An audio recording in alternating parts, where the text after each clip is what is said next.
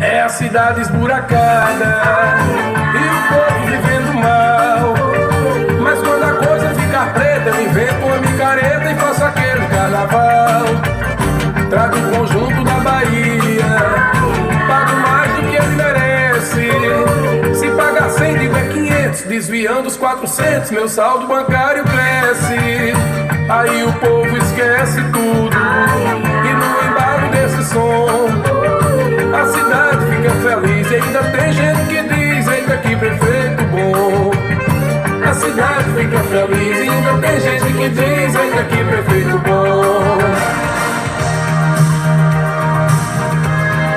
Atenção! O programa que você vai ouvir agora não é aconselhado para quem gosta de mentira, de enrolada e de safadeza, como também não é aconselhado para quem se acha burro, pois só as pessoas inteligentes gostam de ouvi-lo. O programa que entra no ar agora é de um político respeitado, intelectual e, sobretudo, independente. Ele não alisa ninguém, seja aliado ou adversário, mas aplaude na hora de aplaudir e critica na hora de criticar. Você vai ouvir o programa de maior audiência das rádios do interior de Pernambuco. Com a palavra, o Dr. Pedro Queiroz, o homem da verdade, doa a quem doer. Amigos e amigas da Vitória, meu boa tarde e meu repetitivo muito obrigado pela audiência, espalhando-se cada vez mais, ampliando-se, cidades que são limítrofes à Vitória, como alguns de Xande de Alegria, Glória do Goitá, Escada, já manifestaram o apreço por este programa, por este horário, por esta crônica, que não é necessariamente um programa, mas é uma crônica. E sempre nas praças, nas ruas, eu encontro as pessoas e me perguntam, Pedro, qual é o tema? Eu digo, não tem tema, é na hora. Ontem à noite, conversando com meu amigo Carlos Pérez, ele me perguntava qual é o programa de amanhã. Eu digo, isso é na hora, eu chego, anoto alguma coisa e sai. E Carlos, que é um amigo meu, funcionário do Bandep, aposentado, e dizia, mas tudo aquilo que você diz é de improviso? Sempre foi. Tudo foi de improviso. Depois, outras pessoas também. O doutor Arthur passou, me cumprimentou e fez alguns elogios sobre o programa onde eu tratava de religião. Então, são comentários diversos. E tudo isto serve de forma incentivadora para que a gente cada vez mais se esmere na função que exerce, quer seja apresentando o programa, uma crônica, varrendo uma rua, trabalhando numa loja. Se você fizer bem feito, todo mundo elogia. Até o gari. Se o gari limpa uma rua, quem mora naquela rua, quem passa por aquela artéria, vai dizer, o gari dessa rua varre direito. É diferente dos outros. Porque o que é bem feito é diferente. Mas eu queria, antes de iniciar, assim, realmente o programa ou a crônica, prestar também, como Pernambuco inteiro está prestando, homenagem ao nosso querido ex-senador, ex-deputado federal, ex-prefeito do Moreno, o dileto Ney Maranhão. Conheci, conversei com ele e era aquele papo agradável que você não tinha vontade de que acabasse. Porque todo o diálogo que a gente mantinha com Ney, ele era promissor. Porque além de ser um grande frasista, ele era também uma pessoa muito bem espiritualizada, sabia das coisas de Pernambuco, do Brasil, inclusive foi um dos responsáveis na Câmara de Comércio do Senado pela aproximação dos chineses com os brasileiros, do governo chinês com o governo brasileiro. Ney Maranhão foi várias vezes à China, recebido por toda aquela equipe, já desde Mao Tse Tung, né? Desde Deng Xiaoping, todo esse povo da China recebia Ney Maranhão e respeitava Ney Maranhão. Então ele nos deixa, e hoje pela manhã foi a notícia que tivemos pela internet do falecimento de Ney. E Ney, como eu disse, era uma pessoa que sabia dosar a conversa séria, sisuda, com uma pitada boa de humor. Nas últimas entrevistas que ele deu, a jornalista, conversando com ele, perguntou da experiência dele com o governo da China, já que ele foi o pioneiro na aproximação da China com o Brasil. E Ney explicava as viagens, as vindas de chineses, empresários, políticos que vinham visitá-lo e que ele levava essa gente ao governo, tanto federal como estadual. E em dado momento, a jornalista perguntou a Ney Maranhão: senador, o senhor que já foi tantas vezes à China, o senhor, por acaso, fala chinês? Ele disse: olha, minha filha, quem tem duas línguas é cobra. Eu só falo a língua portuguesa. Então, a resposta que ele dava era aquela resposta gostosa e que a gente sentia-se bem em ouvir.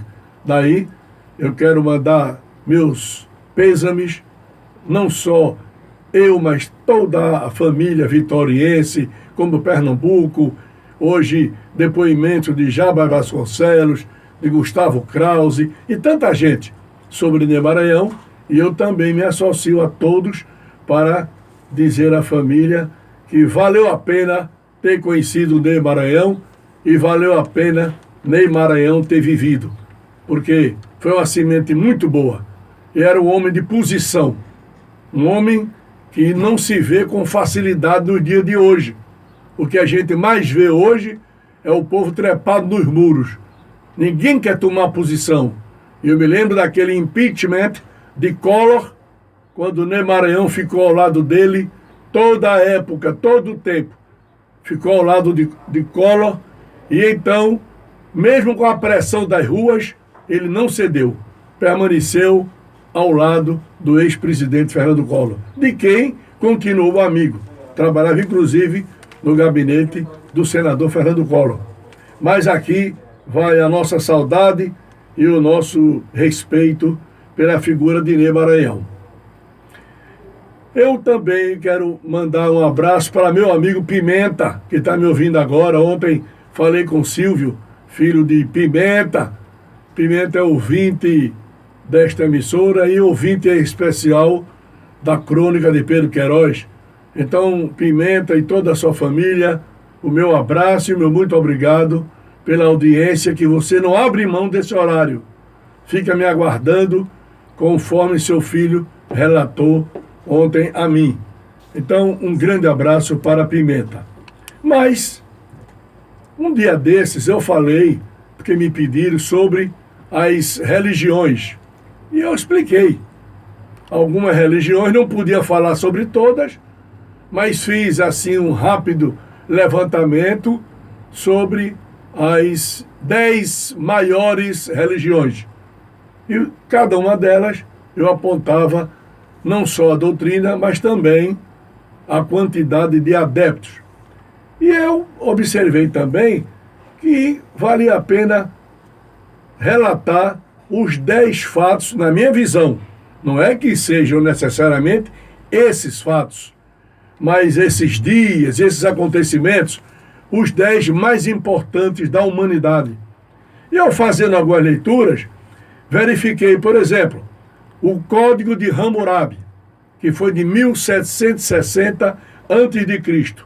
Então, este código, que foi exatamente o embrião do sistema jurídico da humanidade, porque foi através do Código de Hammurabi que se iniciou em todo o planeta a criação dos juízes, chamados juízes de direito, ou juízes federais, enfim, dos magistrados. Tudo isso nasceu a partir do Código de Hammurabi, 1760 antes de Cristo. Quer dizer, foi o primeiro sistema jurídico da humanidade, foi esse Código de Hammurabi. Eu classifico como um fato muito importante para a humanidade. Outro fato importantíssimo já foi o nascimento de Jesus de Nazaré. Jesus Cristo. Cristo significa mensageiro. Mas o nascimento de Jesus de Nazaré, que foi o líder religioso mais importante de todos os tempos. E um homem que conseguiu disseminar, dar uma disseminação espetacular da religiosidade que deve o homem nela se incorporar. Então, para mim, eu estou fazendo uma análise minha, o nascimento de Jesus Cristo foi também um fato importante que eu relato como um dos fatos mais importantes da humanidade. Falando em Jesus Cristo, nós temos o primeiro livro, que foi a Bíblia. Até porque a palavra Bíblia é uma palavra grega. Bíblia significa livro. Aí você tem biblioteca, que é biblos, livro, e tecos, quantidade de livros. Então a Bíblia, que em grego significa livro, foi o primeiro livro, e esse livro foi editado no ano de 1450, ele foi editado pelo alemão, fundador da imprensa, Johannes Gutenberg. Foi quem editou a primeira Bíblia em 1450, que o Brasil ainda não tinha sido descoberto. Então a Bíblia é outro fato importante da humanidade, foi editada em 1450, em latim, por Johannes Gutenberg, que foi o fundador, né, da imprensa. Digamos, esse homem criou a forma de você não digitalizar, porque não existia, mas de imprimir. E só podia ser um alemão, com a sabedoria que esse povo tem. Depois, a gente teve também, ainda na linha religiosa, as 95 teses de Martinho Lutero. Martinho Lutero foi um padre e ele não aceitava a prática da Igreja Católica naquele período. Ele censurava. A igreja vendia indulgência. E ele não aceitava aquela maneira, aquele procedimento da Igreja Católica e rompeu com a Igreja Católica. Depois, ele apresentou as razões de seu rompimento nas chamadas 95 teses. E ele afixou essas teses na capela de Wittenberg, também na Alemanha. E daí nasceu o luteranismo, e do luteranismo adveio todo esse corpo de religiões protestantes que o mundo tem. Mas começou a reforma protestante com Martinho Lutero. Outro fato importante que eu classifiquei, a queda da Bastilha. Na França, Bastilha era uma fortaleza, era uma prisão. Os franceses chamam la prise de la Bastille, a tomada da Bastilha. Isso foi em 1789. 1789. Então, essa queda da Bastilha foi uma forma que o povo encontrou para acabar com os privilégios dos sacerdotes, dos milionários, que viviam da cobrança dos impostos, dos tributos altíssimos do povo, do médico, do advogado, que não era classificado como classe A, era classe B e depois vinha a classe C. Dava o duro danado para manter a riqueza desse povo. E quem se rebelava ia para a Bastilha. Era preso, uma fortaleza enorme. O povo não aguentou, como ocorre no Brasil, o povo vai às ruas para protestar, só que na França o povo invadiu a Bastilha, destruiu a Bastilha, soltou quem estava preso e simplesmente começaram a decepar cabeça de rei, de rainha e de auxiliares ministros do reino na época da Bastilha. Foi um fato importante. Inclusive se comemora na França. É o 14 de julho de 1789. A tomada da Bastilha é um fato importantíssimo para a humanidade. Também houve outro fato importante, que foi a invenção da vacina contra a varíola. Isso já foi em 1796. Por quê? Porque a varíola, ela ia destruir o mundo. Essa doença, ou essa bactéria que se alojava, sobretudo nas crianças, ela estava dizimando a humanidade. E foi graças a um cientista americano, chamado Edward Jenner, que inventou, que descobriu uma vacina contra a varíola. E nós estamos esperando uma vacina contra a chikungunya, que ninguém ainda dá notícia disso. A gente está aqui, morrendo gente, e morre muita gente. E morre muita gente. Não divulgam para não alarmar. Então, o médico, o cientista Edward Jenner, descobriu a vacina contra a varíola e salvou, e vem salvando milhões de vidas. Um fato que eu reputo importante para a humanidade. Eu também observei que, além desse, teve um manifesto do Partido Comunista, que esse já é mais um pouquinho para cá, é de 1848, o Partido Comunista, que foi apresentado ao mundo através desse manifesto, que foi escrito por Karl Marx e Engels. Dizem os historiadores que o Engels era quem alimentava, quem sustentava o Karl Marx. Mas não ponham em dúvida a literatura de Karl Marx. Então, o manifesto do Partido Comunista foi uma revolução na vida pública do mundo. E se deve a esses homens que, naturalmente, para a linha que é do comunismo, foi uma chamada revolução de ideias. Karl Marx e o Engels. Interessantíssimos a criação dessa publicação e das teses que eles defendiam.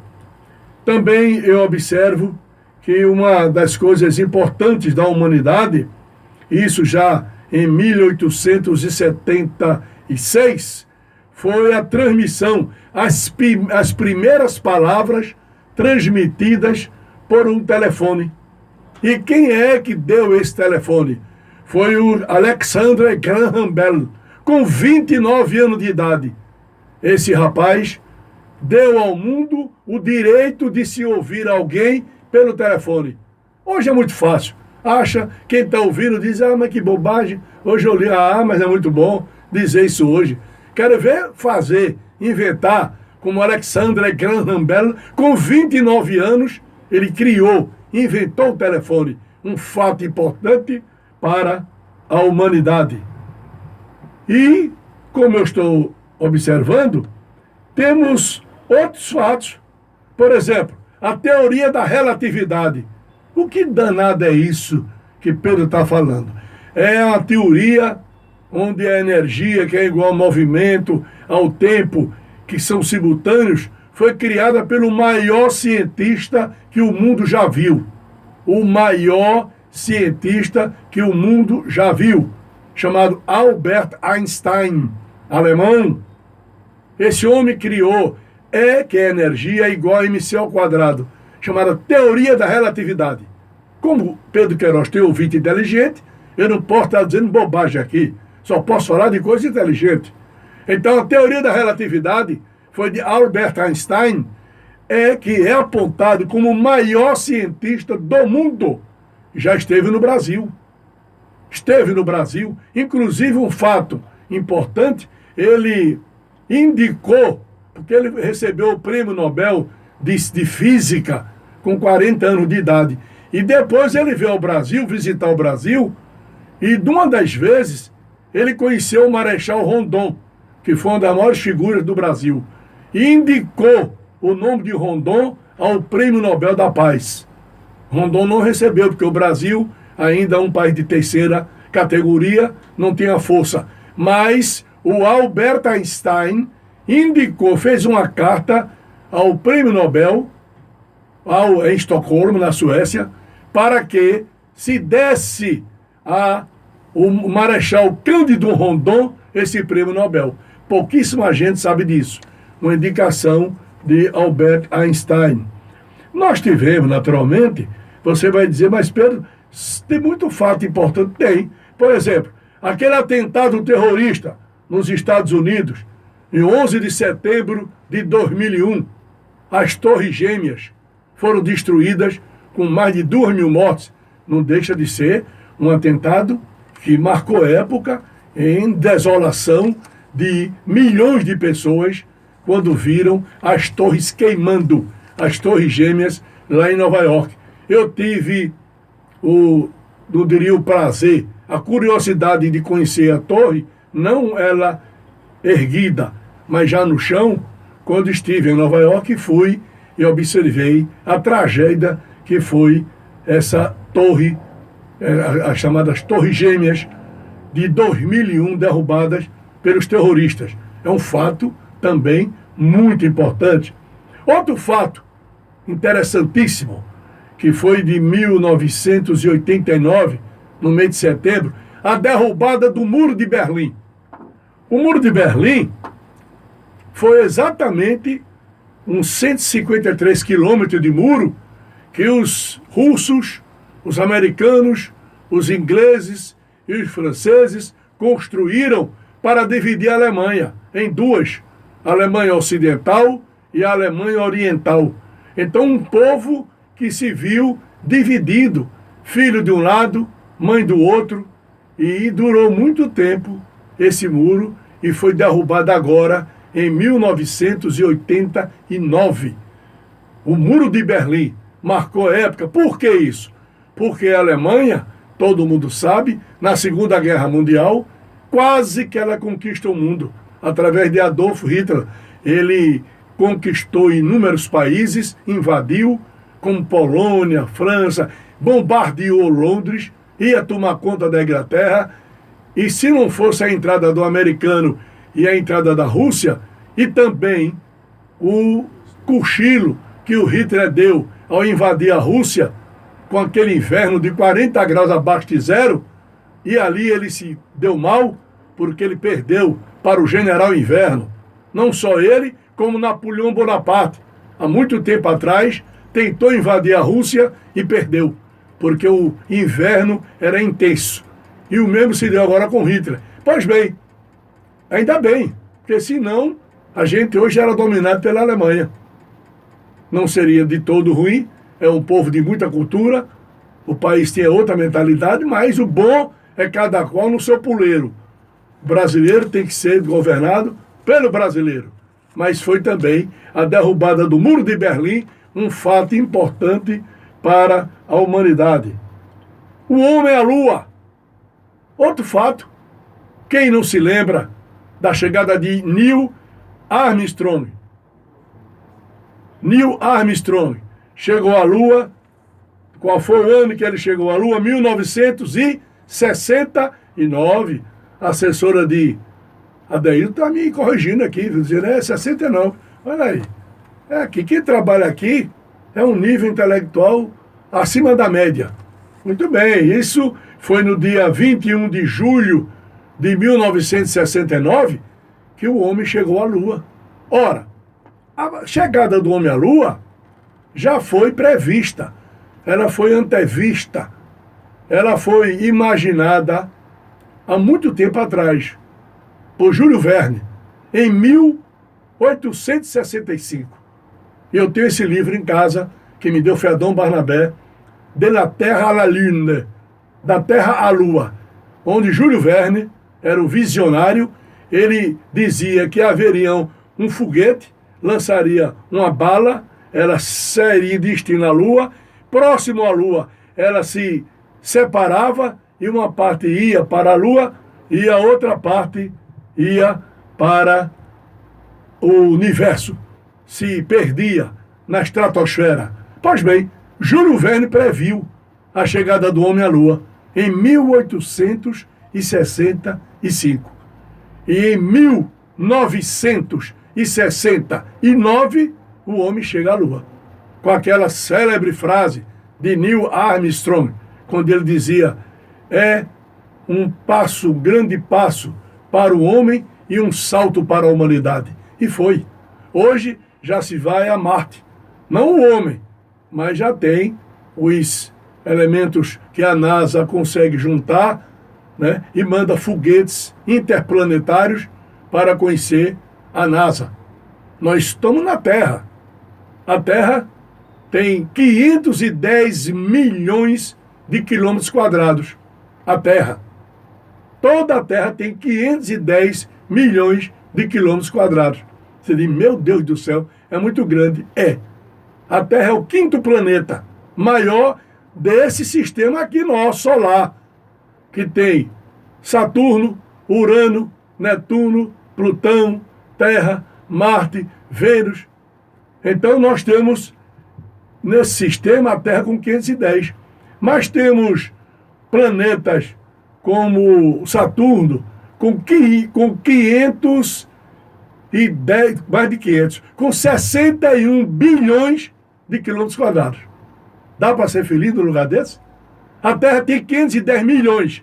E eu tenho um planeta do Sistema Solar, que é o maior. Ele tem 61 bilhões de quilômetros quadrados. É para enlouquecer. Se for entrar nesse assunto, a gente fica doidinho. Isso aqui, Adeilton, no Sistema Solar, o que é o Sol? É uma estrela de 5ª grandeza. Tem milhões de planetas pequenos. Cada estrela, quantas estrelas tem? Trilhões de estrelas. Cada estrela tem inúmeros planetas. Inúmeros planetas. Qual é o tamanho do universo? Ninguém sabe. De uma galáxia? Ninguém sabe. Então, é aquela velha história. Existe outra vida? Claro que existe. Não é possível. Somente a Terra. Nós estamos aqui. O Sol é uma estrela de 5ª grandeza com tudo isso. Agora, igual ao Sol, ou iguais ao Sol, tem mais de 1 bilhão de estrelas de 5ª. Se você partir para a estrela de 4ª, outro bilhão. Para a estrela de 3ª grandeza, outro bilhão. Para de 2ª, para de 1ª. Cada estrela dessa tem milhões de planetas. Será que não tem gente por aí? Tem. Às vezes eu encontro um cara tão feio por aqui que eu digo, esse cara não é da Terra não. Umas caras de papa-figo aqui, não é? A gente às vezes encontra, se assusta. Então eu trouxe aqui essa relação que eu levantei. Agora eu tenho uma também que eu acho interessantíssima. O transplante de coração. O primeiro coração transplantado no mundo foi por um médico da África, na cidade do Cabo, África do Sul, Dr. Christian Barnard. Foi o primeiro transplante de coração. Veja que coisa interessante. O primeiro transplante de coração do mundo. Esse Dr. Christian Barnard fez este transplante em 1967 e transplantou até de um dentista chamado Dr. Philip Bleiberg. Até na época a imprensa maliciosamente dizia: pela primeira vez um dentista se torna famoso. Aí a Associação de Dentistas do mundo inteiro protestou, porque não era maneira de tratar o dentista, e fez a observação: dentista não é assim tão sem valor como vocês imaginam. Até porque, vocês que não sabem, quem inventou a anestesia foi um dentista. Então, quando queriam soltar graça com o Dr. Philip Bleiberg, que foi transplantado pelo Dr. Christian Barnard, a resposta veio na hora. Mas são essas observações que eu estou fazendo e que eu fiz, porque quem gosta de ouvir Pedro Queiroz, naturalmente, tem que ouvir coisas diferentes. Eu não vou estar aqui no programa falando sobre vereador, não, porque assim empobrece muito. Fica franciscano o programa. Eu tenho que dar mais valor. Não vou ficar o tempo todo. Tem dia que eu falo de política. Tem dia que eu falo de ciência, tem dia de religião, dia de história. Para cada dia, um assunto. Cheguei aqui, deu vontade, eu falo. Não é? Então, recomendo sempre à senhora que está me ouvindo e ao senhor que está me ouvindo. Leve seu filho à igreja. Quem leva seu filho à igreja nunca vai buscá-lo na cadeia. Amo Vitória e desamo quem não a ama.